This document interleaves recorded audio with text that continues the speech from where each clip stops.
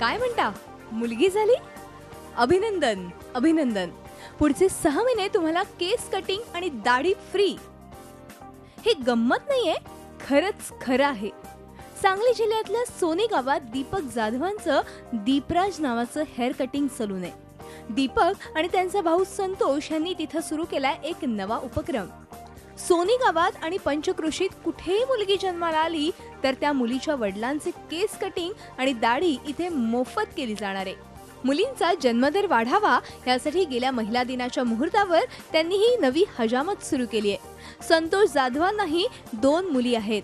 मुलींचं स्वागत आनंदानं केलं जावं म्हणून त्यांनी ही मोहीम हाती घेतली आहे.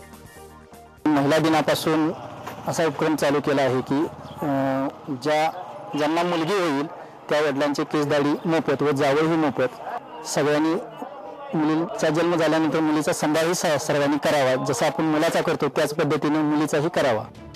म्हैसाळमध्ये बाबासाहेब खिद्रापुरे या सैतानानं अनेक मुलींची गर्भातच हत्या घडवून आणली. 15 दिवसाच्या मुलीला एका संस्थेच्या परिसरात सोडून तिची आई पळून गेल्याची दुसरी घटना सांगलीत घडली. एकीकडे सांगलीची अशी बदनामी होत असताना दीपक आणि संतोष जाधव यांचा उपक्रम उठून दिसतोय.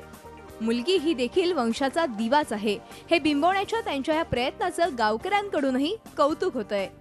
मुलगी बचवण्यासाठी किंवा मुलगीला वाढवण्यासाठी, मुलगीला जन्म घालण्यासाठी असे वेगवेगळे स्तुत्य उपक्रम सुरू करत असतात. अशा लोकांच्या खरं तर पाठीशी शासनाने राहिलं पाहिजे, त्यांना प्रोत्साहन दिलं पाहिजे, त्यांना वेगवेगळ्या पुरस्कारांनी सन्मानित केलं पाहिजे आणि मग कुठेतरी ही मुलगा आणि मुलगी याच्यामधला जो वाढत चाललेला भेदभाव आहे तो कुठेतरी समानतेवरती येईल. अशा पद्धतीचं चित्र भविष्य काळामध्ये आपल्याला नक्कीच पाहायला मिळेल. बेटी बचाओ बेटी पढाओ अशी घोषणा देत सरकारही आघाडीवर जनजागृती करतंय. पण जाधव बंधूंनी ही घोषणा आपल्या कृतीतून साकारायला सुरुवात केली आहे. बेटी बचाओ अभियानाच्या खऱ्याखुऱ्या ब्रँड अँबॅसेडर्सना मानाचा सलाम. रवींद्र कांबळेसह bureau report, Zee media, Sangli.